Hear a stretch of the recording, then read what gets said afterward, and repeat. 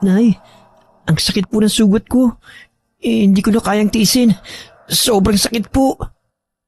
Ang alin ba, anak? Teka, bakit ba hawak-hawak mong braso mong yan?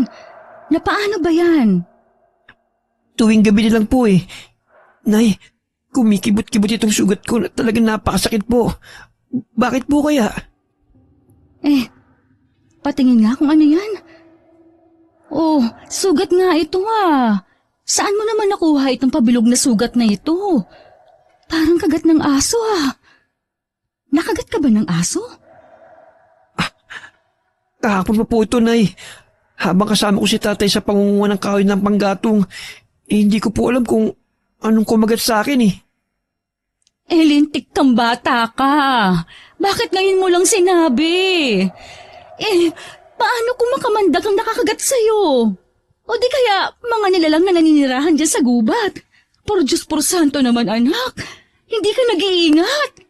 Nasaan ba ang tatay mo at hindi mo lang nalaman itong nangyari sa'yo? Huwag niyo na pong sabihin kay tatay. Magagalit na naman sa akin yun. Talagang magagalit ang ama mo.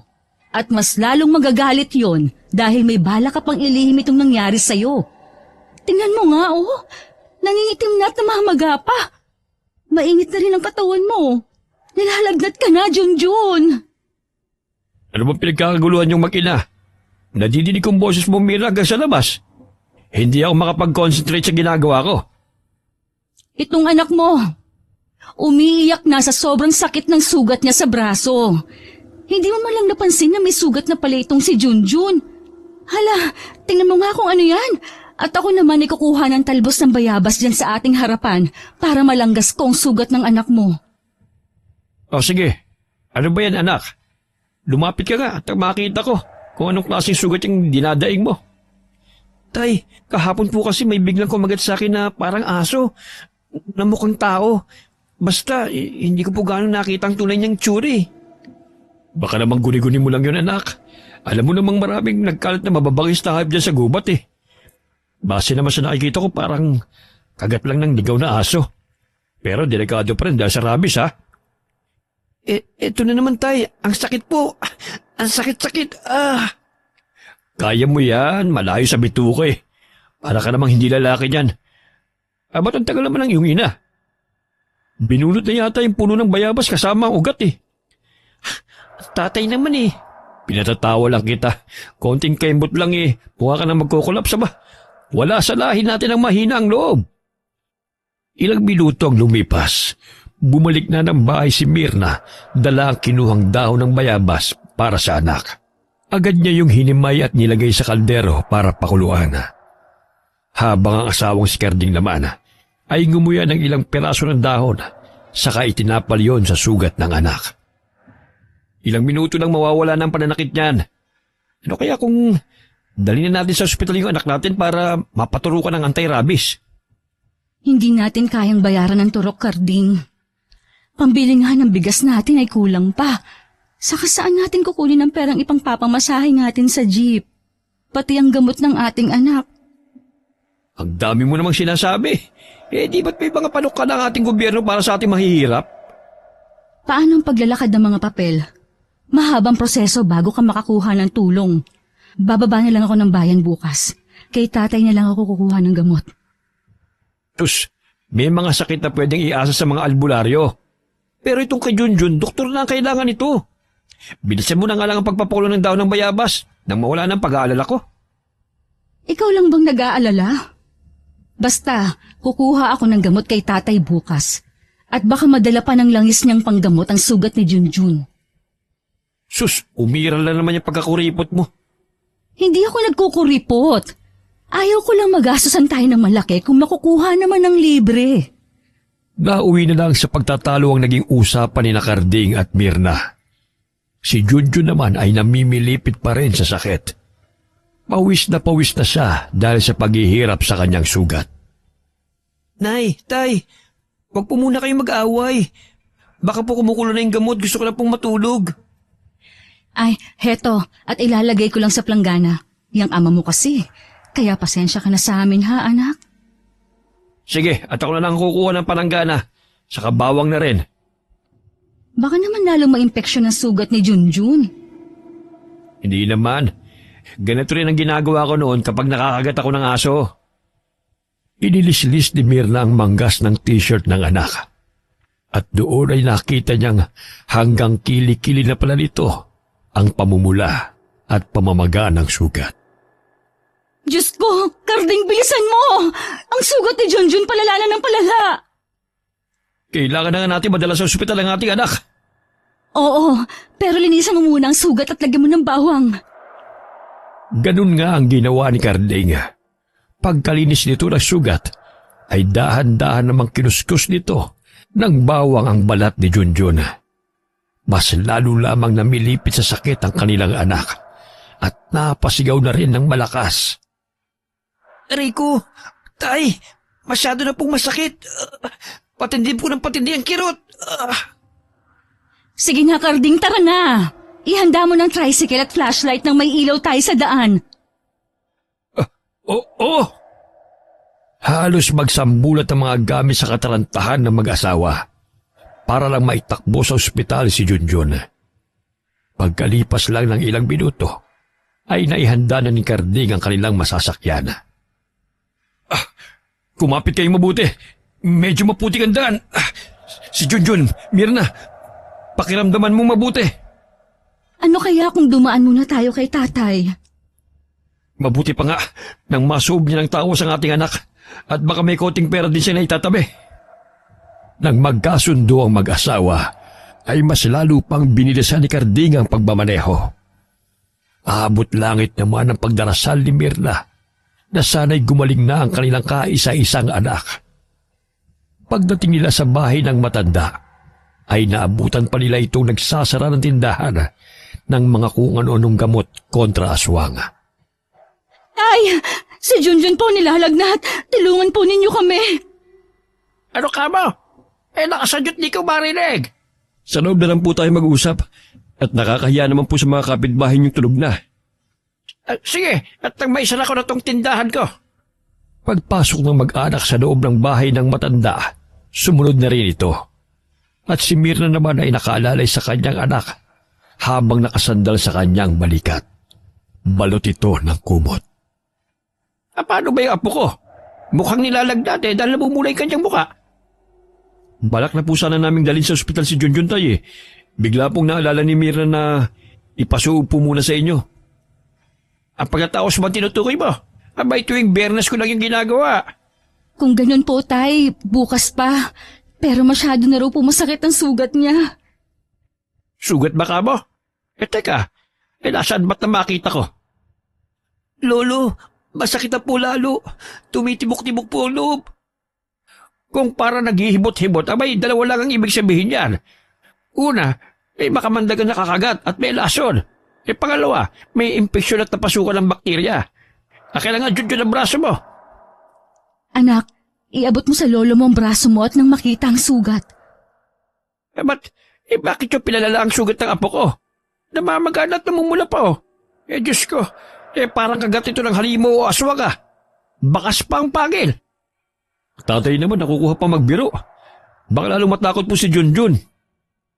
Hoy, kahit kailan na hindi pa ako nagbibiro sa bagay na sigurado kung totoo. Buhay ng apo ko nakasalalay dito. Ikaw lang naman ang hindi naniniwala sa mga aswang eh. At ito ang patunay. Ang kagat mismo sa braso ng iyong anak ay likha ng kampo ng kadiliman.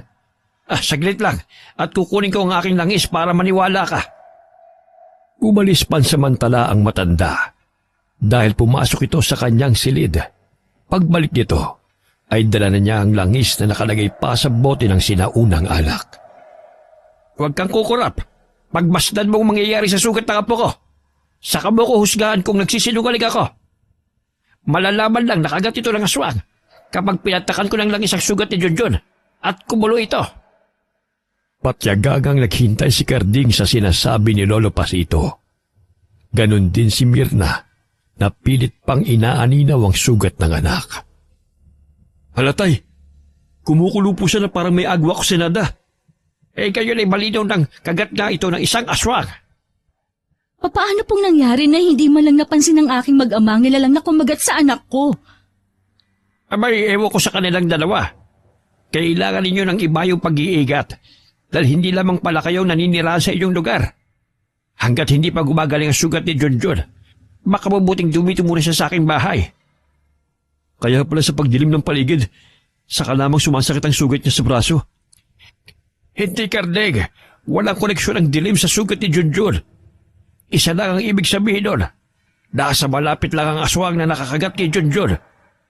Kaya kasi nasabi kong dito muna ang apo ko. Dahil hindi malabong mangyari na mahawa ang inyong anak ng pagiging aswang na may gawa nito. Diyos ko, huwag naman sanang mangyari yun, Tay. Pagkatapos mapatakan ng langis ang kanyang sugat, makatulog na siya dahil nawala na ang kirot. Mabuti na lang talaga at dito na muna nyo naisipang dalhin ang apo ko. Dahil kung nagkataon na diniretso nyo siya sa ospital, nako, hindi malalaman ng doktor kung ano ang sugat na yan. Salamat po, Tay. Magagamot naman po ba ninyo ang aking anak? Oo naman, gagawin kong lahat para mailigtas ang buhay ng apo ko. Dito na lang din kayo magpalipas ng gabi. At akin munang susuubin bukas si Junjun para hindi siya masundan ng amoy ng aswang. Pero sa gayon, napayapa nang natutulog ang aking apo. Natitiyak kong wala na sa paligid ang nilalang na gumawa nito sa kanya. Anong uri po ba ng aswang nakakagat sa anak ko, Tay? Isang pambihirang aswang na kung tawagin dito sa baryo natin ay mamanhik. Ang mamanhik ay karaniwang kumakain ng laman loob ng hayop. Kaya nilang makahawa ng pagiging aswang sa pamamagitan ng kagat. Hindi sila natatakot sa sikat ng araw dahil kaya nilang manirahan na parang isang normal na tao. Ang nakakatakot lang sa kanila at pakinggan yung mabuti. Kapag nahawa na nila sa pagiging aswang ang kanilang biktima, saka lamang nila ito kakainin. Sa sugat mismo ng biktima nila padadali ng manipis nilang dila.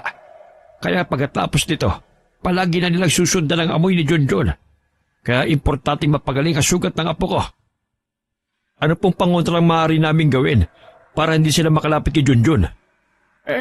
Magsunog kayo ng goma, plastic, styro, o kahit ano pang mga bagay na magkakalat ang mabahong amoy sa paligid.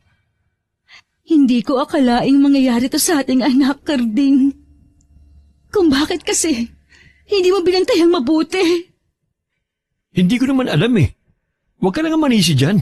Ang mahalaga, malulunasan ng anak natin at gagaling siya.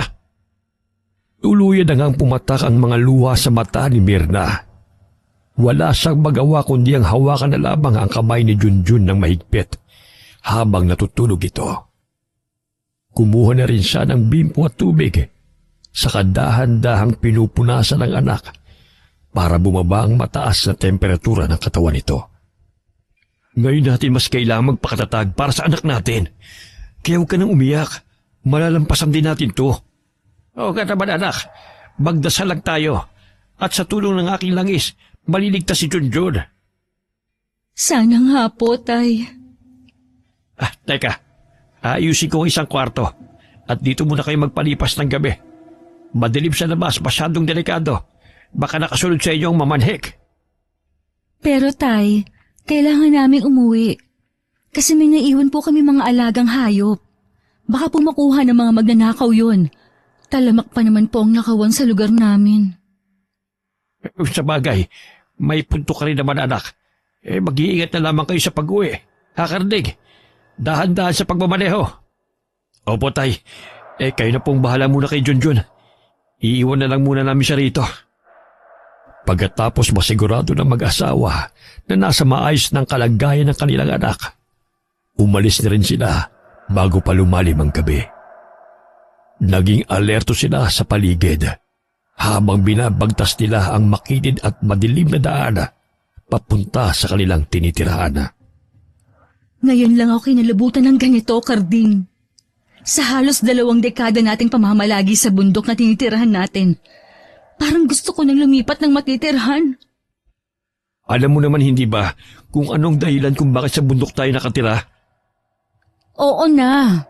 Dahil sa trabaho nating magbenta ng mga gatong sa kabayanan. Hindi ko lang talaga maiwasan ang hindi mag-alala. Teka, huwag ka muna magsalita. Ano kayang ingay yun sa may bandang likuran natin? Lumingon si Mirna sa bahaging itinuturo sa kanya ng asawa.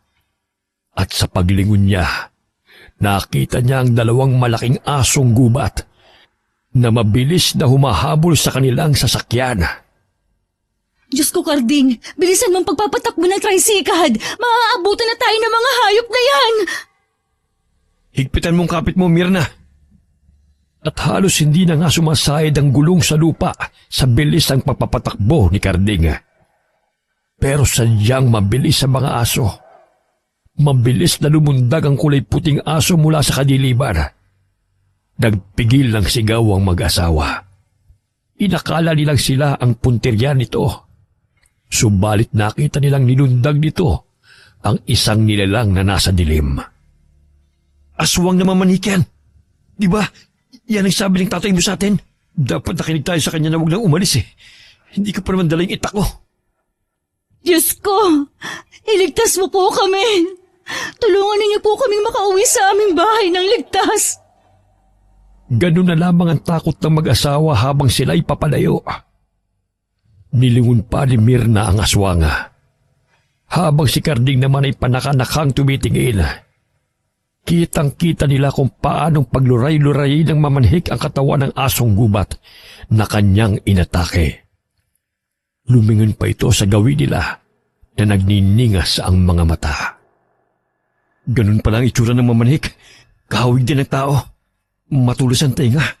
Mapupula ang mga mata at may buntot din. Bukod doon, Karding, mukhang matutulis din ang kanyang mga ngipin at kuko. Medyo mabalahibo ang kanyang buong katawan na walang damit pang itaas at kahawig din talaga ng aso. Kaya siguro ang akala ni Junjun, aso ang kumagat sa kanya.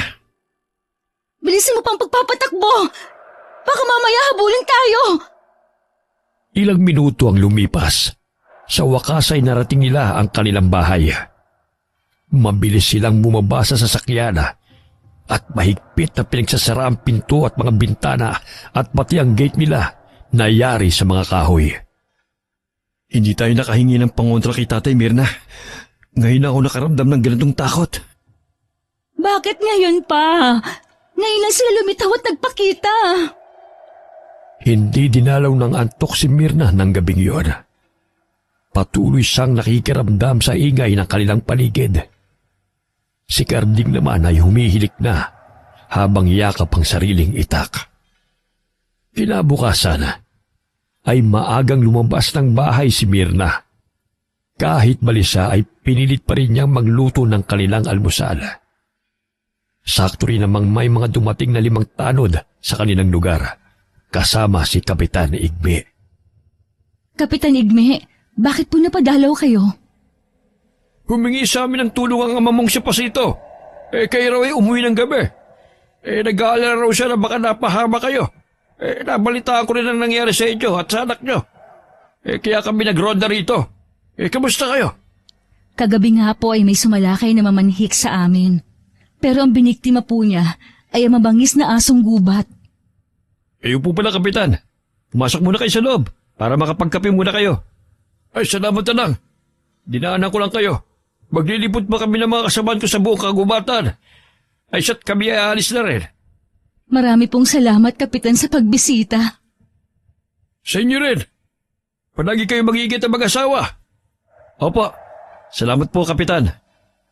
Nang makalis na ang grupo ni Kapitana, saka lamang napatingin si Mirna sa kanyang asawa. Nagtataka siya kung bakit nagising kagad ang asawa. Baya-baya ay may napansin siyang kakaiba kay Karding. Bakit? Nakita ko kasing may sugat ka sa braso. Saan mo nakuha yan? Hindi ba't kagabi nang tayo tumatakas? Sa katarantahan kong makalayo, ang mga sanga ng kahoy sa daan ay pinagbabangga ko. Grabe ka kasi makahiyaw kagabi. Ay, syempre, takot ako. Gamutin mo ang sugat mo, ha? Kasi magluluto muna ako ng almusal natin. Karding, kapag hindi tumigil ang mamanhik sa pangangambala sa atin, ang mabuti pa, ibenta na natin ang mga alagang hayop at doon na tayo sa malapit kila tatay tumira. Pagtatalunan pa ba natin to, Mirna? Sana man nakukuha ng pampakain sa inyo. Wala naman tatanggap sa akin ng trabaho dahil hindi ako marunong sumulat at bumasa. Maraming paraan, Karding. Basta wag lang tayo dito. Natatakot na kasi ako sa mga nangyayari. Kung natatakot ka, ikaw ang umalis. Basta ako dito lang. Minana ko pa ito sa aking mga magulang. Hindi ako natatakot sa mga aswang na yan. Ang mas kinatatakutan ko, ang mamatay ang pamilya ko ng dilat ang mga mata dahil sa gutom. Bakit nagtataas ka na ng boses? Ang akin lang para hindi tayo araw-araw na kinakabahan. Puro ka ba? Kahit saan tayo magpunta, may aswang. Lugar ito ng mga aswang Pero wala pa akong nababalitang pumatay ng tawang mamanhik. Ang nangyari sa ating kagabi at sa ating anak, hindi ka ba nag-aalala? Nag-aalala ako. Kaya lang saan nga aabuti ng kakayahan ko sa bayan.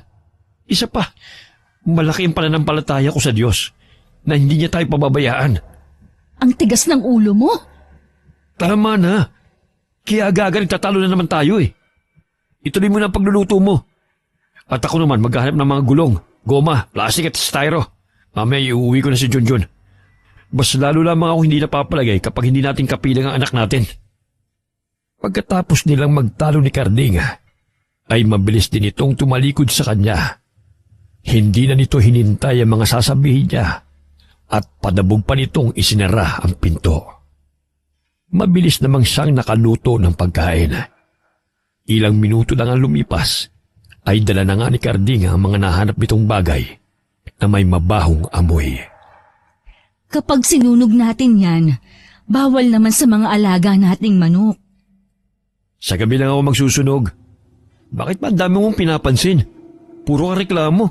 Wala ka namang itinutulong. Imbis na nagtatatala ka dyan, abay gumawa ka naman ng paraan para mapadali ang aking trabaho. Wala naman akong ginawang tama sa'yo. Kumain na tayo at na mapuntahan na natin si Junjun. Uti pa nga, nang hindi mo ko awayin. Saka, huwag na natin binibaby si Junjun. 18 taong gulang na yun.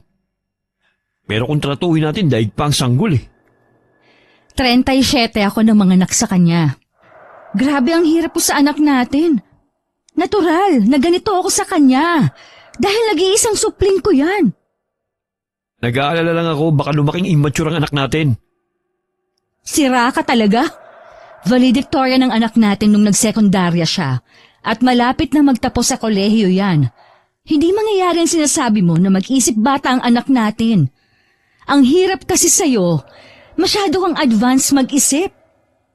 Oo na, talo na naman ako. Ako na naman ang mali. Esting buhay to, wala na akong nagawang tama. Hoy! Saan ka na pupunta? Kakain na tayo! Mag-aayos ang tricycad ko. Kumain ka mag-isa mo. Nawala na ako ng gana. Kakamot-kamot pa sa ulo ang asawa niya nang ito ay umalis sa kanyang harapan. Anong magagawa niya? Talagang naiinis din siya kapag sinasabi nitong immature ang anak nila. Matapos na iligpit ni Mirna ang kanyang pinagkainan sa kusina, hindi na nga sumalo sa kanya si Karding sa pagkain at naghihintay ito sa kanya sa labas. Nakahanda na ito para sa pagpunta nila sa bahay ng kanyang ama. Tiyan mo, Mirna! Hindi dapat natin iniwan si Junjun kay tatay, baka magtampo yun. Ano yon bata para magtampo? Sagit lang at ipagbabalot ko ng paboritong pagkain sa Junjun. Masarap kasing pagkakaluto ko ng inihaw na atay ng baboy. Ano? Tapos ka na ba? Sandali! Pinaglalagay ni Mirna ang mga pagkain sa maliit na baga matapos ilagay sa baunan. Pagkatapos ay nagmamadali na siyang umakyat hanggang sa tricycad. Sa simula ay banayad ang pagmamaneho ni Karding sa sasakyan dahil patuloy pa rin silang nakikiramdam sa kanilang paligid. Hanggang sa madaanan nila ang lugar kung saan sila inatake ng mga asong gubat. Halos walang natira sa karne ng hayop, Karding. Huwag mo nang tignan yan. Nakakadiri. Isa sa mga naging dahilan kung bakit nawalan ako ng ganong kumain kanina. Tapos ang ulam, inihaw na atay. Oh, anong koneksyon nun? Ang importante ngayon kumain. Saka dala mo ba ang itak mo? Kasi kagabi, hindi sana ako matatakot kung dala mo man lang ang itak mo. Anong laban ng ita ko sa malaking halimaw na yon? Umapit ka na mahigpit at bibilis ako ng aking pagpapatakbo para kasi may nakatingin sa atin. Ano bang ikinatatakot mo? Araw naman. Hindi ba't sabi ng tatay sa araw ay normal silang tao? Kaya kailangan, bago magdilim makabalik na tayo. Teka, sina Kapitan Igme ba yun? Ano kayong pinagkakagulo nila sa gilid ng daan? Ihinto mo muna na makita natin. Sige, teka, kakausapin ko. Kapitan Igme, ano po nangyayari dyan? Ha? Ito kasing baboy Ramon na nakaharang sa daan kanina. Masyadong brutal ang pagkakapatay. Sa tingin ko, aswang ang may gawa nito. Bumaba na sina Karding at Mirna sa tricycad para tignan ang tinutukoy ni Kapitan Igme. Kaya nang makita nila ang baboy Ramo, ganun na lamang ang kanilang paghihilakbot sa itsura ng hayop. Diyos ko! Halos maputol ang ulo ng baboy. Saka nawawala rin ang mga bituka at puso. Kaya nga mas kailangan ng iba yung pag-iingat. Si Junjun ba kamusta na? Susunduin nga namin mag-asawa, Kapitan. Hindi kasi kami mapalagay na hindi namin kasama ang aming anak. Mabuti naman kung ganon. Ako nga nag-iisa ko rin anak si Maya. Pero nung mamatay siya, parang gumuho talaga ang mundo ko. Hanggang sa iniwan na ako ng asawa ko. Nakakalungkot po talaga ang nangyari sa inyo. Kasi ikaw po mismo may gawa sa patibong na kinahulugan ng anak ninyo. Kaya nga hanggang langit ang pagsisisi ko At galit sa mga aswang na yan. Dahil kung hindi ako gumawa nun ng patibong, hindi mapapahamak ang aking anak. Ano po ba ang plano niyo, Kapitan? Ngayon muling nang bibiktima ang mga aswang. Dating gawi. Aasa na lang uli sa patibong. Sa tingin ko mas makakabuting sumama ka sa amin, Karding. Total kabisado mo ang pasikot-sikot dito sa gubat. Maghuhukay tayo ng mas marami sa paligid ng inyong bahay. Maraming salamat po, Kapitan. Sasama po ako sa inyo. Pero hanggat may sakit pa po ang anak kong si Junjun, kailangan ko po munang magbantay para sa pamilya ko. Wala namang problema. Kailangan nyo talagang pagtunan ng pansin ang inyong anak. Mahirap na. Kaisa-isa niyong anak si Junjun. Mahirap pa namang gumawa, lalo na kapag mahina na ang tuhod mo. Napahagalpak na lang ng tawa si Mirna. Ang mga kasamahan namang tanod ni Kapitana ay isa-isa nang inilalagay sa sako ang mga natirang parte ng katawan ng baboy Ramo. Ano po? Kami alis sa mag-asawa. Sabihan niyo na lang po kami ni Mirna kapag magaling na po si Junjun. Tatandaan ko yan. O sige na, mag-iingat kayo. Sana mahuli na ang aswang na yan. Makakaasa kayo at salamat sa tiwala. Pagkatapos ng palitan ng pag-uusap, ay sumakay na rin ang dalawa sa sasakyan. Saka pinaandar ito ni Karding ng mabilis. Sa tapat pa lang ng pintuan ay natanaw na nila si Junjun na walang tigil sa pagsusuka. Diyos ko, ano nangyayari sa'yo, Junjun? Masama pa rin bang pakiramdam mo? Hindi ko na alam, Mirna, kung ano nangyayari sa inyong anak. Katatapos ko lang siyang tawasin bago kami kumain kanina. Nilutuan ko siya lang adobong papaya na may inihaw na istang tapa. Ba't nagkaganyan na? Wala na siyang tigil sa pagsusuka. Amuyin mo muna itong dala kong langis na pampakalma para mawala ang sama ng iyong sikmura. Baka naman nahihilo ka. Hindi po, Nay. Nababahuan lang po ko sa ulam na niluto ni Lolo. Ba't kailangan pa naging maarte sa ulam? Dati kahit anong ihain sa'yo, wala kang pili. Nakakahiya naman kita, Tay, at pinagluto ka pa ng pagkain. Sa ayaw ko nga At nasusuka ako sa amoy. Bakit niyo ba ako pinipilit? Aba, huwag mong pagtataasan ng boses ang tatay mo. Pumasok na muna tayo sa loob at baka isipin ng kapitbahay ni tatay ay kung ano nang ginagawa namin sa iyo. Nagugutom na po ako. Masakit pa ang sugat ko. Nagsusuka at masakit din ang ulo ko. Pero, ang dami niyong sinasabi. Huwag ka na magalit, Apo. Sige na, ipagluluto na kita ng bago. Huwag na po, Tay. Kung ayaw niyo ng lutong ulam niyo, magtiis siya. Kapag nagutom yan, mapipilitan din kumain yan. Meron akong dalang inihaw na atay dito. Paborito mo kaya kumain ka na, anak. Yan! Yan ang sinasabi ko sa'yo kanina Kaya lumalaki ang anak mo ng ganyan.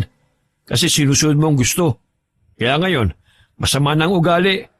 Masyado ng maarte pagdali sa pagkain. Tumigil ka nga. Nasa harap tayo ni Junjun at ng tatay, mahiya ka nga. Tigilan mo muna ang bibig mo. Tara na nga, Junjun, sa loob. Huwag mo nalang pansinin ng ama mo at gutom lang yan. Siya itong nag-iinerte at hindi rin naman kumain kanina. Tama nga naman. Huwag na muna niyong patulan si Junjun. Masama pa kasi ang pakiramdam niya eh. Ang mabuti pa, Kardig, kumain ka na doon sa kusina. Hindi ka pa nakakapag-almusal. Ikaw na ang kumain ng natirang pagkain ni Junjun. Mamaya na po, tay. Dito na muna ako sa labas. Pakainin niyo na po muna si Junjun para makauwi na po kami sa bahay. Ikaw bahala. Kung ayos lang sa'yo, mabuti pa sumama na rin ako sa inyo. Palagay ko mas kailangan yung tulong ko para mapadali ang paggagamot kay Junjun. Kayo pong bahala, tay. Bakante pa rin naman po yung dating kwarto ng yumao kong mga magulang. Kaya kayo po munang gumamit nun. Pasensya na po kung bigla ko napagtaasan ng boses ang anak nyo. Huwag mo akong alalahanin. Hindi ko iniisip yun. Kahit ako naggulat sa kakaibang ikinikilos si Junjun ngayon Basta tutulong ako sa inyo mag-asawa. Salamat po, tay. Salamat po, tay. Sige na po. Pumasok na po kayo sa loob. Kanina pa po kayo hinihintay ni Mirna. Saka lang din naalala ng matanda si Mirna na pumunta sa kusina. Pagdating naman ni Mirna sa lamesa, ay inilapag na rin niya ang baunan na pinaglagyan niya ng ulam. Kaya lang sa pagtataka niya, ay hinablot ng kanyang anak ang hawak niyang pagkain. At ito na mismo ang nagbukas. Pasensya na, Nay. Ang bango po kasi ng dala niyong ulam. Saglit, baka matapon. Ako na magbubukas para sa'yo. Ako na po, Nay. Natatapon na, anak. Dahan-dahan, hindi ka mauubusan. Marami pang natirang ulam sa bahay. Kumain ka ulit kapag kulang pa yan. Ang sarap, Nay. Tamang-tama po ang lasa. Saka may dugo-dugo pa. Ito po uli ang ulam ko mamaya, Nay, ha? Oo naman. Paborito mo yan, hindi ba?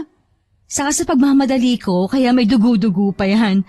Half-cook lang kasi ang ginawa ko. Ito po ang gusto kong luto, Nay. Mas masarap nga po kung kinilawat sariwa to. Ha? Saka lang din natigilan si Mirna na mapagmasdan ang itsura ng anak at ang paraan nito ng pagkakahawak sa atay. Dalawang kamay na pasubsub itong nilalantakan ng atay. Anak, talaga bang ayos ka lang? Bakit parang gutom na gutom ka? Gusto mo ba ng kanin? Ito lang po, Nay. Sapat na. Maya-maya pa'y napansin ni Mirna si Lolo Pasito na nakatingin ng tahimik kay Junjun habang nakasandal ito sa gilid ng pinto. Tay, okay lang naman si Junjun, hindi ba? Ayos lang siya, Mirna. Halika muna sa sala. Iwan mo muna si Junjun habang kumakain pa siya. Meron lang tayong pag-uusapan. Sa paglihis ng tingin ni Lolo Pasito sa kanyang tanong, alam niyang may problema na tungkol kay Junjun. Kaya napilitan siyang sumunod dito sa sala at naupo sa paharap na lumang mesa sa tapat din ng matanda. Sa tingin ko medyo matatagalan para mapagaling ko si Junjun. Masyado na kumalat sa braso niya ang laway ng aswang. Anong gagawin natin, Tay? Natatakot na po ako. Ibang-iba na po ang ikinikilos niya. Isang araw ko pa lang po siyang iniiwan. Kaya nga pangsamantala, titira muna ako sa inyo para maobserbahan ko mga kilos ng apo ko. Nagsabi na rin ako kay Kardig at pumayag naman siya. Ang inaalala ko ay ang pagpapainom ng gamot kay Junjun. Baka siya mismo hindi tumanggap nito. Kung kinakailangang igapos siya, Tay, ay gagawin ko. Huwag lang mahawa ng pagiging aswang ng anak ko. Magsisimula ang pagbabago niya. Kapag naramdaman niyang ayaw niyo sa kanya, iwasan na muna ninyong pagalitan si Junjun. Nagawa ba ninyo ang mga bagay na pangontra sa aswang? Magiging mabago na si Junjun sa mga mamanhik. Kaya dobleng pag-iingat para hindi nila makuha ang apo ko. Kagabi po ay inatake kami ng 2 asong gubat. Mabuti na lang tinulungan kami ng mamanhik at nakauwi kami ng ligtas. Sira, anong tulong ang pinagsasabi mo? Nag-aagawan sila kung sinong lalapa sa inyo. Ang hirap pa nito. Hindi sila nakikilala ng langis ko kapag nasaan yung tao sila. Kaya kahit kaharap na natin sila, hindi natin matutukoy kung mga aswang sila. Paano na, Tay? Hindi ko kayang mawala sa akin ang anak ko. Kaya nga lumaban tayo para sa kanya. Nay, uuwi na po ba tayo? Oo, anak. Kaya maghanda ka na ng gamit mo. Kasama na natin si Lolo Pasito. Doon na siya titira. Sige po, Nay. Umasok lang sa kwarto si Junjun at nagkatinginan na lamang sila ng kanyang ama. Sinilip na rin niya sa labas si Karding na nakaupo sa sasakyan. Karding, aalis na tayo. Sige, hihintayin ko kayo rito. Agad na bang sumunod si Karding sa sinabi niya. At ilang minuto lang ang lumipas ay naupo na sila sa tricycle kasama si Lolo Pasito. Medyo mabagal lang ang pagpapatakbo ni Karding dahil mabigat ang kanyang sakay. Nakakain ba na maayos si Junjun? Oo, naubos niya ang dala kong ulam. Nay, Tay, ang sakit na naman ng sugat ko. Ay, saglit. Dala ko ang langis ko. Nakalimutan ko lang yan bago tayo umalis. Saglit namang itinigil ni Karding ang sasakyan. Saka tinignan si Mirna na may pag-aalala. Ganon din naman ang takot ni Mirna sa tuwing dumadaing si Junjun sa nararamdaman nitong sakit. Nawala na po ang pananakit, Lo. Pansamantala lang yan, apo ko. Kaya lakasan mo ang loob mo. Kapit lang po. Paandarin ko na ulit ang sasakyan. Bilisan mo pagpapatakbo, Karding. Kahit mabigat sikapin mo, makauwi na tayo sa inyong bahay. Naniniwala ko ang pagkirot ng sugat ni Junjun ay nangangahulugang nasa tabi-tabi lang ang mga aswang na mamanhik. Opo, Tay. Mabilis nga ang ginawang pagpadyak ni Karding at hindi nga nagtagal ay nasa tapat na sila ng kanilang bahay. Naunang bumaba si Junjun kasama ang matanda papasok sa kanilang bahay. Tara na, Karding, sa loob. Isara mo ang ating gate, pinto at bintana. Oo, kukunin ko rin ang mga goma at ilalagay ko sa silong natin. Iniwan nga niya si Karding at siya naman ay sumunod sa loob kina Junjun at Lolo Pasito. Pagdating niya roon ay agad dumiretso si Junjun sa kusina at naghanap ng kaldero. Nay, nasan po ang sinasabi yung tirang ulam na atay? Nasa platuhan natin. Bakit, anak? Kulang ba ang kain mo kanina? Opo, Nay. Nagugutom pa po ako eh. Ako na ang kukuha. Maupo ka na lang dyan sa lamesa. Sige po, Nay. Ang sarap po talaga, Nay. Sana po mas marami pong iluto niyo sa susunod. Hahakbang na sana si Mirna papunta sa silid ni Lolo Pasito nang may magtawag sa labas ng kanilang bahay. Nang silipin niya ito sa kanilang bintana, ay nakilala niya ang lalaking tumatawag. Kayo po pala, Kapitan Igme. Pauwi na sana kami. Nakita ko ang asawa mo, kaya alam kong nakabalik na kayo. Kasama niyo ba si Junjun? May gusto sana kaming itanong sa kanya eh. Tungkol po ba saan? Kumakain po kasi siya ngayon. Pwede po bang sa isang araw na lang? Kayong bahala at pasensya na sa abala. Nagtataka man ay napasunod na lamang din ang kanyang tingin sa mapalayong kapitana. Pagkatapos ng araw na yon, ay maghapong nakatulog si Junjun sa sarili nitong silid. Naubos din ito ang pagkain, kaya busog na busog ang kanilang anak. Hindi ko na gustong nangyayari sa anak natin, Mirna. Baka naman mas kailangan niya ng doktor. Kahit kailan, hindi pa nabigo ang tatay sa panggagamot. Sa tono ng pananalita mo, parang wala kang tiwala kay tatay. Hindi naman sa ganoon. Talagang nag-aalala lang ako sa maaaring kahinat na ng anak natin. Makikisali na ako sa usapan ninyong mag-asawa.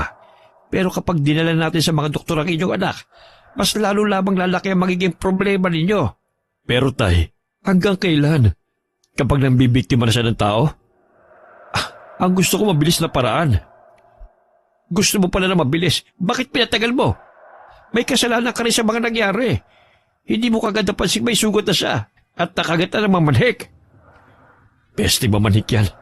Kung alam ko lang tay, hindi na para umabot pa ng gabi. Ang magaling yung apo tinago sa amin ni Mirnang nangyari. Ang lagay ako pa rin ang mali. Masakit lang sa akin na pinagdududahan mo ang kakayahan ko. Samantalang ang gusto ko lang naman mapagaling ang apo ko. Tama na po, tay. Karding. Wala namang patutunguhan ang pagtatalo ninyong dalawa. Wala na tayong pera, Karding. At si tatay naririyan siya.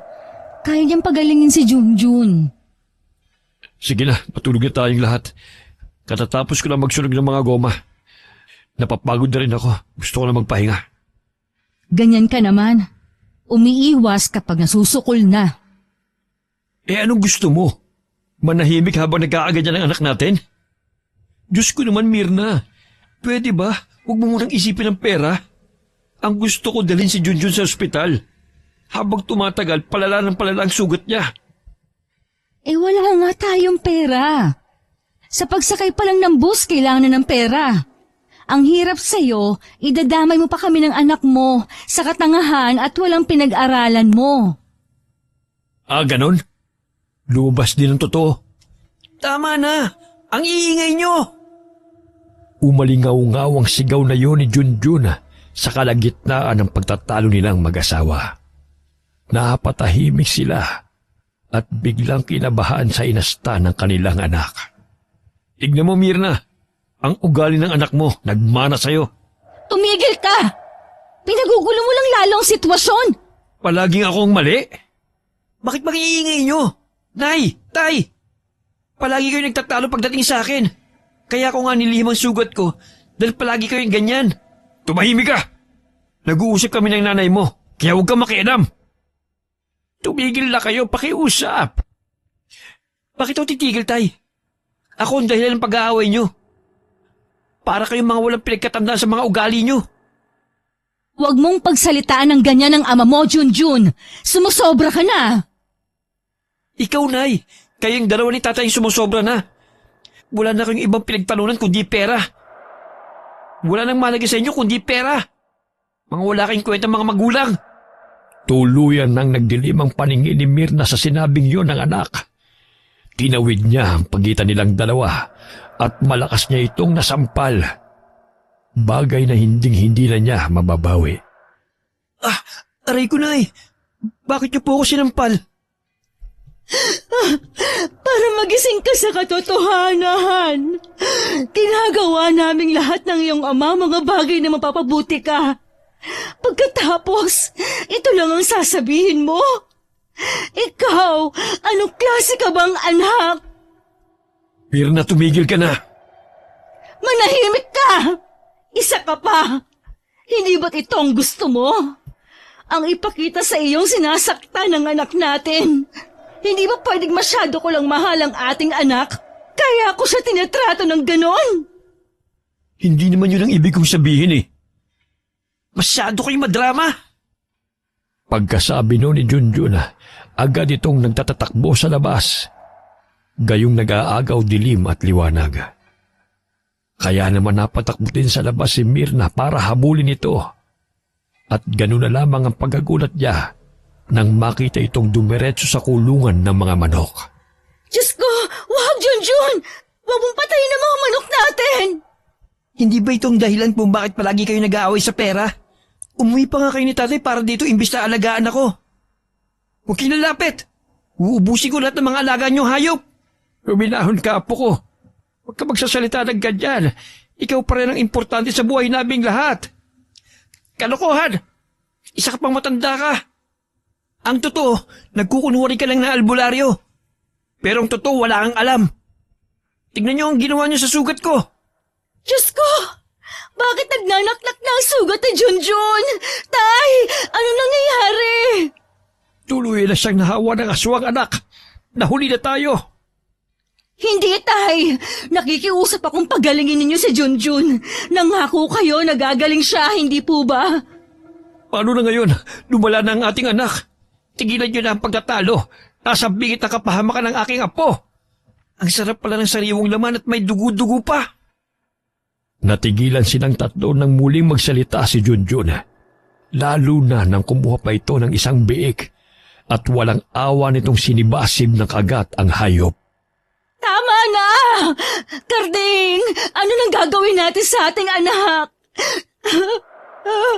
Parang wala na siyang naririnig. Hindi na niya tayo pinapakinggan bilang mga magulang. Dali-daling umalis si Karding at pagbalik nito, ay may dala ng lubid.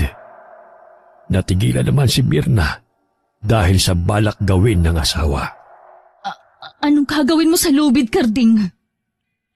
Wala na akong ibang pagpipilian kundi ang igapo siya. Tulungan niyo kay Tay. Wag! Huwag mo gawin yan sa anak natin! Mukhang tama si Karding, Mirna. Hindi lang ito ang maiisipang gawin ni Junjun. Kaya kailangan natin magtiis. Sige, Karding, gawin mo na. Kahit na anong mangyari, huwag na huwag ka magpapakagat sa kanya. Awa at sakit ng kalooban ang nararamdaman ni Mirna habang pinagmamasdan ng kanyang anak na pinagtutulungang igapos. Pumatak na lamang ang luha niya matapos na maitali ito. Tay, pakawalan niyo ako. Huwag niyo itong gawin sa akin. Hindi ako hayop para itali niyo ng ganito. Lolo, pakiusap, tulungan niyo po ako. Napahagulgol na rin ang iyak si Lolo Pasito at hindi makatingin sa gawin ni Junjun. Kaya't pagkatapos maigapos, ay pinagtulong-tulungan naman nilang dalhin sa silid nito si Junjun. Kasalanan ko, Tay! Walang may kasalanan, Mirna. Ang dapat nating gawin sa ngayon ay protektahan si Junjun. Dahil sa nakikita ko, ganap na siyang nahawahan. Ngayon niyo sabihin sa akin, Itay, na kaya ng langis niyo ang sakit ng anak ko. Hindi na siya normal na tao. Hindi na siyang anak ko. Huwag po sa akin ibunto ng sisi. Dahil ginagawa kong lahat ng aking makakaya para lang mapagaling ko siya. Ngayong nangyari na kinatatakutan ko, patuloy tayo magbabantay sa mga aswang na magtatakang umatake sa bahay na ito. Mabangong-mabango si Junjun sa kanila. Ako, Tay, ano magagawa ko para sa aking anak? Kunin mo itong bote ng langis. Magbantay ka muna sa loob ng kwarto ni Junjun. Huwag na huwag mong iaalis ang iyong paningin sa sugat ni Junjun. Dahil baka hindi mo mapansing kinakain na pala ng mamanhik ang sugat niya. Ang dugo niya isisip-sipin nila at pati naman ni Junjun ay kakainin ng mga ito. Kaya ba sila tinatawag na mamanhik? Ay dahil umaakyat sila sa bubong? Oo, Karding. Ikaw naman ang magsusunog ng mga goma sa paligid. Dahil natitiyak kong mamaya lamang ay aatake na sila rito. Sila? Ang ibig sabihin, Tay, marami po sila. Oo, anak. Kaya mas lalo tayo maging handa sa posibleng pag-atake nila. Ang langis na ibinigay ko sa iyo ay panglaban sa kanila. Isaboy mo yun sa kanila. Ako naman yung magtatawa sa palibot ng bahay. Saka magdidiktik na rin ang bawang na may asin. Karding, samahan mo muna ako sa kwarto ni Junjun. Iayos mo ang tali ng ating anak para maging komportable siya sa pagkakahiga. Sige. Patawarin mo kami, Junjun, sa lahat ng pagkukulang namin ng nanay mo sa iyo, ha? Kailangan namin igapos ka para kahit ang sarili mo, hindi mo masasaktan. Maaaring sa ngayon ay kilala mo pa kami. Baka bukas o sa makalawa, tuluyan ka na makalimot at pati kami mapatay mo. Patawarin niyo po ako, Tay, sa pagbibigay ng bigat na kalooban at problema sa inyo. Hindi, anak. Hindi ka sa amin pabigat. Gusto ko lang malaman mo na mahal ka namin ng tatay mo. Tumango lamang si Junjun sa sinabi nila. Pagkatapos ay kinalaga na nga ito ni Karding at nagpabaya sa paglilipat ng gapos sa gilid ng katre nito. Huwag mong pababayaan ang anak natin. Lalabas na muna ako. Mag-iingat ka, Karding. Habang hinahaplos ang anak at pinapagaang ang pakiramdam nito, nakarinig si Mirna ng pamilyar na boses na tumatawag sa labas. Napabisita po kayo ulit, Kapitan. Naghukay na kami ng mga patibong sa paligid ng inyong bahay. Nilagyan ko na ng taling pula ang mga katapat na puno ng hukay para madaling makita kung sakali mangahoy ka uli. Mukhang ginagabi na po kayo. Kanina lang po ay kagagaling nyo lang dito Kamusta naman po ang pagre-ronda? Magandang gabi po, Lolo Pasito. Ngayon po talaga ang ronda namin. Nagbigay na po kami kay Karding ng ideya kung nasaan ang patibong. Hindi ko po alam na dito na kayo nakatira. Sinamahan ko lang ang mag-asawa sa bahay. Ikaw, Karding, ano naman ang gagawin mo sa mga gulong? Ha? Ito ba? Magsusunog ako sa paligid nitong bahay para pangtaboy sa mga aswang. Tama naman, para hindi na maulit ang nangyari kay Junjun. Sige po, Lolo Pasito. Karding, maglilibot na kami at paubos na ang gas ng aming mga sulo. Isarado niyo mabuti ang inyong mga pinto at bintana. Salamat, Kapitan. Talaga maaasahan ang ating kapitan. Kahit gabi na tuloy pa rin ang trabaho. Sino ba ang mga dumaan, Karding? Si Kapitan, ibinalita lang niya sa akin na tapos na yung pag-ukay nila sa patibong. Bakit iniwan mo wala kasama si Junjun? Nakatulog na po kasi siya, Tay. Narinig ko lang na may kausap kayo dito sa labas kaya't napalapit ako. Sige po, at babalik na ako sa kwarto ni Junjun. Pagkabalik ni Mirna sa silid ni Junjun, ganun na lamang ang panlalaki ng kanyang mga mata sa kanyang nadatana. Isang gahibla ng sinulid ang nakikita niyang nakalawit mula sa bubong. Nakatusok yun sa mismong sugat ni Junjun. Karding! Tay! Bilisan ninyo! Bakit, Mirna? Sa bubong! Nasa bubong ang aswang! Ginampot niya ang langis na nakapatong sa lamesa. Walang habas din niyang hinawakan ng dila ng aswang. Sabay buhos ng langis sa mismong sugat ni Junjun. Hindi kayo magtatagumpay sa pananakit ninyo sa anak ko! Pagkasabi niya ay sumigaw sa sakit ang nilalang na nasa bubong. Pero nabitiwan niya ang dila ng aswang at nakakawala ito sa pagkakahawak niya. Sa labas naman ay dinig na dinig niya ang komosyon hanggang sa bumungan. Etong sa'yo! Tanggapin mo mga suntok kung hayop ka! Ito pa! Papatayin kita! Mag-ingat ka, Karding. Kunin mo tong langis. Ibuhos mo sa kanya. Dadamputin sana ni Karding ang inihagis na langis ng matanda, pero hindi niya ito nakuha. Nakawala rin ang aswang at lumundag palayo. Pumunta ito sa madilim na bahagi na may naglalakihang mga puno. May mga kalmot ka, Karding. Kailangan manggamot ka agad yan. Wala po to, Tay. Si Mirna at Junjun, ayos lang po ba sila? Mabuti na lang at naging maagap ang pagkilos ni Mirna. Buntik nang mapahamak si Junjun. Hanggang kailan tayo ganito, Tay? Natatakot na po ako para kay Junjun. Mas makakabuti siguro lumayo na kami o lumipat ng ibang matitirhan. Pero kahit saan kayo pumunta, susundan at susundan kayo ng mga mamanhik. Kaya ang pakiusap ko, lakasan mo pa ang loob mo. Mahirap po, Tay. Hindi ko alam at ulang kasiguraduhong mapapagaling panganak namin. Sa pamamagitan ng langis, mabubuhay si Junjun. Magtiwala ka lang at huwag kalimutang humingi ng tulong sa Diyos. Tay, Karding, gising na si Junjun. Siguro mas kailangan na po nagamutin siya. Sige, sisimulan ko ng orasyon at ritual sa sugat niya. Mirna, gamutin mo muna ng langis sa mga kalmot sa katawan ni Karding.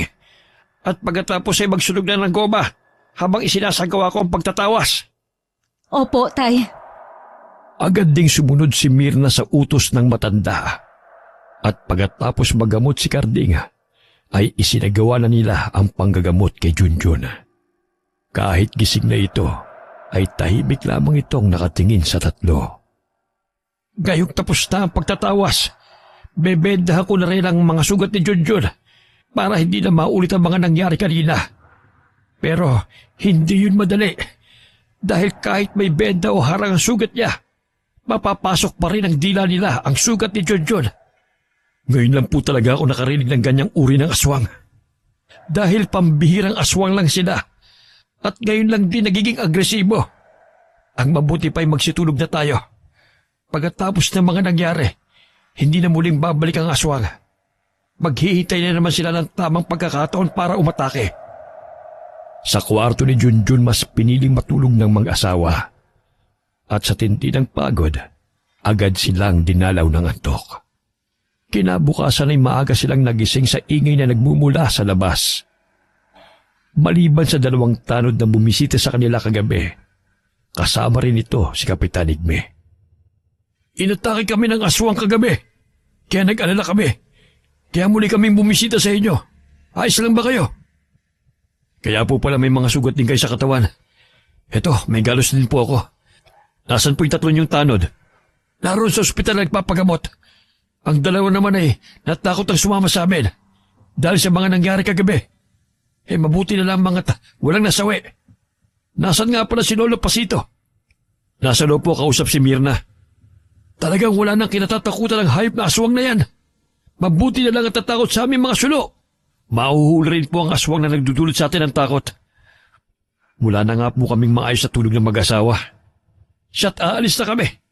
Baka hindi na muna kami bumisita sa inyo. Natakot na kasi kami sa aswang.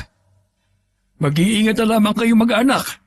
Sa paglinggo ni Karding sa gawin ng isang tanod, napansin niya ang makahulugang pagsuliyap nito sa loob ng kanilang bahay. Sakto naman ang paglapit ni Mirna. Sila kapitan yun ah. Mukhang napapadalas ang pagpunta nila dito. Oo nga eh. Nagpaalam na baka hindi na raw sila makadalaw dito. Sa kakagabi, inatake rin daw sila ng aswang. At natakot na rin sa maaaring mangyari. Ganun ba? Tinatawag ka ni tatay. At siya na raw ay uuwi muna ng bahay nila. Magpapahatid sa'yo. Paano kayo ng anak natin? Wala kayong kasama. Mabilis ka lang naman doon, hindi ba? Saka araw pa naman. Tayo na sa loob. Kinalagan niyo na ba ng tali si Junjun? Oo, kanina pa. Nasa kusina kumakain ng adobong manok.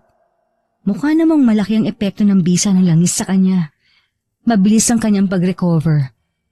Kaya lang natatakot pa rin ako sa muling pag-atake ng aswang. Hayaan mo. Pagkatid ko kay tatay. Babalik din kami kagad. Nag-aalala rin naman ang matanda sa kanyang naiwang tindahan. Mabutit na rito ka na, Karding. Ang mabuti pa, isapahan mo muna akong umuwi. Para kunin ang mga natitira kong gamit sa panggagamot sa bahay. Kung ako na lang po kayang kumuha, tay, para naman po may kasamang mag-ina ko rito. Pero nakabaon yun sa lupa at ako lang talaga ang nakakaalam ng mga gamit ko. Ganun po ba? Ikaw, Mirna, sigurado ko ba na kaya mong maiwan mag-isa rito na kasama ang anak natin? Oo, Karding. Saka iniwan sa akin ni tatay ang langis. Kaya huwag kang mag-alala. Kailangan lang ninyo umalis kaagad nang makabalik kayo dito bago sumapit ang gabi. Ganun nga ang ginawa ng dalawa. Matapos nilang maghanda sa mga gagamitin, mabilis ang ginawang pag-alis ni Karding. Naiwan si Mirna at inhatid ng tanawang papalayong sina Karding at Lolo Pasito. Nay, maayos na po ang pakiramdam ko. Pasensya na po kayo sa aking mga nasabi kahapon. Huwag mo nang alalahanin yon. Ang mahalaga, tuluyan ka ng gumaling. At huwag na huwag kang magdududa sa pagmamahal namin sa iyo, anak. At alam mo kung gaano kita kamahal. Alam ko naman yun, Nay. Hindi ko lang po mapigilan ang sarili ko. Sige na, huwag na nating pag-usapan yon. Kinakabahan ako sa pag-alis ng lolo at ng tatay mo. Lalabanan ko po na yung mga aswang na gumawa nito sa akin. Akin na po pala yung langis. Bago umalis po si Lolo, ibinili niya po sa akin na i-haplos ko raw ito sa buo kong katawan. Mabuti pa nga. Diyos ko, kailan kaya tayo nito matatapos? Hindi pa man nakakatapos magsalita si Mirna nang biglang umingay ang kanilang bubungana. Sabay silang napatingalang mag-ina. Kumabog na sa takot ang dibdib ni Mirna dahil sa pag-iisip kung ano ang nasa bubungan nila. Ano yun, anak? Baka po ang mga mamanhik. Imposible. Araw ngayon, wala silang kakayahamang gulo sa atin. Naalala ko po na yung sinabi ni Lolo. Paano kung sobra na po ang gutom nila? Sige anak, ipahid mong langis sa buo mong katawan. Talagang itinaon nila na umalis ang tatay mo at lolo mo bago sila umatake. Napatayo si Junjun sa kinauupo ang silya. Pagkatapos ay inihaplos nito sa buong katawan ang hawak na langis. Si Mira naman ay nagsunog ng goma at nagdikdik ng bawang na may asin. Hawakan mo anak ang itak at kahit na ano mangyari, huwag na huwag kang papalapit sa aswang. Natigilan ng dalawa. Huminto ang oras at nabalot ng tensyon ng paligid. Mula sa itaas ng bubong ay kitang-kita nila ang mabalahibong katawan ng mamanhik. Nay! Anong klaseng nilalang to? Nakakatakot ang kanyang itsura. Nakasan mo ang loob mo, anak. Harangan mo ng mabibigat na bagay ang bintana at pintuan na posibleng lang daanan papasok dito. Ang sugat ko, Nay. Sumasakit na naman. Tiisin mo, anak. Heto, may natira pang langis. Ibuhos mo sa benda ng iyong sugat. Patindi ng patindi ang sakit, Nay. Mukhang hindi ko na po kayang tiisin. Igagapos muna kita sa iyong kwarto habang kaya mo pang pigilan ang pang-aakit nila sa iyo para lumabas. Nanginginig ang kanyang mga kabay nang muli niyang dinampot ang lubid na ginabit niya sa anak para itali ito. Ang isa sa malakas na kakayahan ng mamanhik. Ang tawagin ng kanilang nahawa at bibiktimahin sa pamamagitan ng pag-ingay gamit ang matinis na boses. Higpitan niyo po ang pagtali, Nay. Mukhang hindi ko na po ito malalabanan at hindi ko kayo matutulungan. Kakayanin ko na mag-isa ito, anak. Lalabanan ko sila. Mag-iingat po kayo. Huwag mo akong alalahanin. Kaya ko ang sarili ko. Ang mahalaga, matalo natin ang mamanhik. Ano kaya kung tumakas ka na, anak? Labanan mong pang-aakit nila at ako ang magiging pain para sa kanila. Sikapin mo makalayo dito. At kahit na ano mangyari, sana maalala mo mahal na mahal ko kayo ng ama mo. Kasama kitang tatakas dito, Nay. Walang iwanan. Bahay natin to. Sige na, tumakas ka na. Ako nang bahala lumaban sa mga asungot na to. Sabay-sabay na sumugod ang mga aswanga at dahil maliwanag pa rin ang paligid, nagawa ni Mirna na harapin ang nagpupumilit makapasok na aswanga. Pinagbabato niya ang mga ito ng dinikdik na bawang na may langis at asina. Nasabuyan niya ang kamay ng mamanhik, kaya parang napapasong umatras ito at lumayo sa kanilang bahay. Nagawa mo, Nay.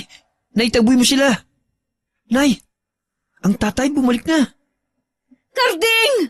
Nandito kami sa loob. Bilisan ninyo! Pumasok kayo! Nay, huwag na muna niyong buksan. Hindi po ba't kaalis lang ni tatay? Ang biyahe po ay tumatagal ng 1 oras para makarating sa bahay ni Lolo. Nakapagtataka naririto na po kagad sila. Saka, paano kung ginaya lang ng mamanhik ang boses ni tatay? Mukhang tama ka. Pakinggan na muna natin ang boses na naririnig natin. Natatabunan ang pinakikinggan nilang boses ng malalakas na tibok ng kanilang puso. Nanginginig din ang tuhod nila at hindi na halos makahinga dahil sa kaba at takot. Pero hindi na naulit ang pagsalita ng boses ni Karding. Masakit pa ba ang sugat mo, anak? Hindi na po, Nay. Ibig sabihin, nakaalis na sila. Hindi ko na sila naririnig. Siguro po, Nay. At tahimik na rin po sa labas. Kailangan na po natin maghanda para sa susunod po nilang pag-atake. Hindi talaga sila titigil hanggat hindi ka nila napapatay. Kung may magagawa lang sana ako at alam ko kung anong panlaban sa kanila. Hindi ko hahayaang magtago sa kwartong ito para iligtas ang ating mga sarili. Sana lang makauwi ng ligtas ang tatay at lolo mo. Maghintay lamang po tayo sa kanila. Natitiyak ko ang gamit na kukunin ni Lolo ay ang bagay ng mga katalo sa aswang. Siguro tinignan niya muna kung anong klase ang kanyang mga kalaban bago kunin ang gamit na yon. Nang matiyak nilang mag-ina na wala na nga ang mga aswang sa labas, binuksan na niya ang pintuan sa kasinilip ang palibot ng kanilang bahay. Diyos ko, Junjun, ang mga alaga nating manok at baboy, lahat sila wakwak ang tiyan. Kalagan niyo ako ng tali, Nay. Gusto ko makita. Paano nangyari yun? Talagang gutom na sila. Ayan, nakalaga na kita. Samahan mo ako sa labas. Habang naglalakad sila, ay biglang may narinig silang gumalaw sa bubungana at nakita nila ang nakakatakot na itsura ng mamanhik. Maya-maya ay biglang lumitaw sa harapan nila ang isang nakakatakot na nilalang. Walang sabi-sabing agad nitong dinamba si Junjun. Umaatungal at nag-uulol na kakagati na sana ng aswang si Junjun. Pero natigilan ng maamoy nito ang langis sa katawan ni Junjun. Nay! Huwag ninyong kunin ang aking anak! Anak, tumakbo ka na sa loob ng bahay! Itutulak na sana ni Mirna ang aswang nang biglang dumating sina Karding at Lolo Pasito. Hinila siya nito papasok sa kanilang bahay. Nasisiraan ka na ba ng bait? Paano kung inatake ka ng aswang at wala kami? Ano nangyari sa mamanhik at tumakbo yun ng mabilis para makalayo? Sa palagay ko, dahil yun sa langis na inilagay ni Junjun sa kanyang katawan. Mabuti na lang pala't nakaramdam kami ni tatay ng kaba kaya mabilis kami nakabalik dito. Ano bang kinuha ninyo, Tay? Isa itong lumang langis at mahabang punyal na minana ko pa sa aking Lolo Gascon. Isang pambihirang sandata na halos 100 taon na ang edad. Magkapartner ang langis at ang punyal na ito. Ito lang ang makakatalo sa aswang na mamanhik. Bakit ngayon lang ninyo naisipang ilabas yan? Dahil makakalimutin na ako. Pero kagabi nang makita ko si Karding na nakikipaglaban sa mga aswang, kaya ako naalala ang sandatang ito. Kanina po, natitiyak kong babalik ang mga aswang na umatake sa mag-ina ko. Pwes, panahon na para labanan sila. Sa nakita kong pagkapaso-paso sa katawan ng aswang. Mag-anyong tao man siya, ay madali na natin makikilala kung sino siya. Paano po? Nagtumakbo ang aswang. Nakita kong malaking paso niya sa pisngi. Nangyari ito nang tangkain niyang kagatin ang apo ko. Mabuti na lamang at nakinig si Junjun sa mga ipinag-utos ko kanina bago ko umalis. Mapapanatag na rin ang kalooban ko, Lolo. Ngayon nandito na po kayo at dala na ang sandatang yan. Nagulat si Mirna nang makita niyang iniabot ng kanyang ama ang punyal kay Junjun. Higit kanino man, ikaw ang nararapat na humawak niyan. Bakit po ako, Lolo? Dahil ikaw ang target nila. Huwag mong ipapahalatang nasa iyo yan. Nilagyan ko na rin yan ng langis. Huwag na huwag kang magdadalawang isip na itarak sa dibdib ng mamanhik ang punyal na yan. At kapag nagawa mo yun, ahagos at dugo nito sa punyal na may langis. Yun lamang ang gamot sa sugat mo sa braso. Oh, paano, Lolo? Ang dugo mismo ng mamanhik. Gamit ang punyal ang susunugin at ipapaso sa sugat mo. Kapag nagawa na yon, hindi na magtutubig at magnanaknak ang sugat mo. Matutuyo ito at diretso ang paggaling. Papaano, Tay? Maghintay lamang tayo. Ilalantad natin si Junjun na parang isang pain. Kailangan ng tibay ng loob para magawa natin ang pagpaslang sa aswang. Ang ibig niyong sabihin, Tay, ipapain niyo ang aking anak? Hindi po maaari. Hindi ako papayag. Kaya ko po to, Tay. Nay, panahon na po siguro maging matapang at magpakalalaki. Laban ko po ito sa pagitan namin ng aswang. Pero anak, delikado. Magtiwala po kayo sa akin, Nay. Gaya ng pagtitiwala ko sa inyo ni Lolo. Kung hindi ko ito gagawin, habang buhay nang hindi magiging normal ang pagkatao ko. Magtatago at matatakot sa panggugulo nila. Hindi ko kaya mapahama ka, Junjun. Pero kung ito lang ang natatanging paraan para sa kaligtasan mo, sige, susuportahan kita. Kailangan ng matinding pagpaplano. Hindi biro ang kalaban natin. Kung natatandaan mo, may mga hinukay na patibong si Kapitan Igbe sa palibot ng bahay. Ikaw, Karding, wala kang ibang gagawin kundi palitan ng pulang tali na palatandaan sa patibong. Papalitan mo ng berdeng tali. Kahawig ng kulay ng dahon. Total hindi naman bibisita sa atin si Kapitan. Opo, Tay. Gagawin ko. Ngayon din. Ikaw naman, Mirna. Dito ko lang sa likod ng pintuan. Malapit kay Junjun. Kapag lumapit na ang mamanhik, ang mga dinikdik mong bawang ay isasaboy mo sa kanya. At ako naman sa bakuran malapit sa pinto. Magkukunwari tayong kampanya sa mga ikinikilos natin. At ako po, Lolo. Dito lang po ako sa loob ng bahay. Tumangula mga matanda. At ginawa nila ang mga nakatokang trabaho para sa plano nila. Nang umagang yun, Hanggang sa pagdilim, matyagang naghintay ang mag-anak sa pag-atake ng mga aswang. Hanggang 6:00 ng gabi, dumating ang mamanhik. Tahimik itong umakyat sa bubong. At nang makita nitong nasa pintuan si Junjun, lumundag ito sakto sa harap ng binatilyo. Nagulat pa ang aswang sa biglang pagsalita ni Junjun. At si Mirna naman na nasa likod ng pintuan ay pumwesto para isaboy ang bawang dito. Heto ang para sa'yo. Masunog ka sa bawang! At ito pa, tanggapin mo ang talim ng punyal na ito. Isa kang malaking pahirap. Umalingaw-ngaw ang sigaw na mamanhik dahil sa hindi maintindiang sakit na naramdaman ito. Mabilis na itinarak ni Junjun ang punyal sa dibdib nito. Dahil sa kagustuhan ng aswang na makatakas, kahit pasuray-suray ito sa paglalakad, nagawa nitong makaalis sa harapan ni Junjun. Sinundan naman ito ni Mirna at Karding. Sabuhin mo pa ng asin, Mirna. Magmadali ka. Diyos ko! Nahulog na siya sa patibong! Naayon sa plano ng mga nangyari, Tay. Tayo na. Tignan natin kung buhay pang halimaw na yon. Junjun, itabi mo ang punyal. At yan ang igagamot natin sa sugat mo. Opo, Lo.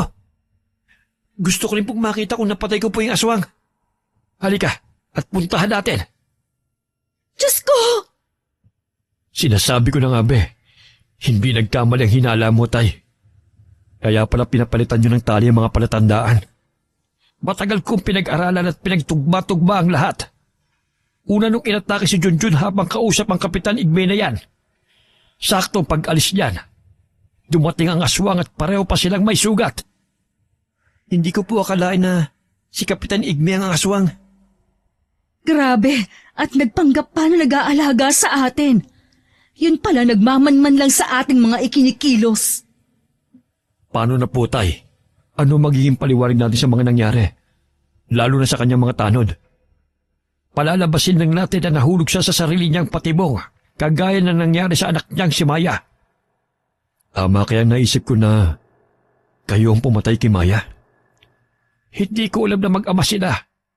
Nalaman ko lang nitong nangyari na kay Junjun. Sana'y patawarin ako ng dakilang lumikha sa aking mga nagawang kasalanan. Hindi mo rin naman sinasadya yun, Tay.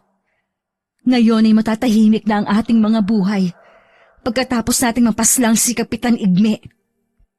Ang galing po nilang magpanggap na tao. Hindi natin kagad nalaman na sila ang mamanhik. Na kunwari ay nag-aalala. Yun pala'y sasalakay sa atin. Pero bilib po ako sa inyo, Lo. Ang galing niyo po.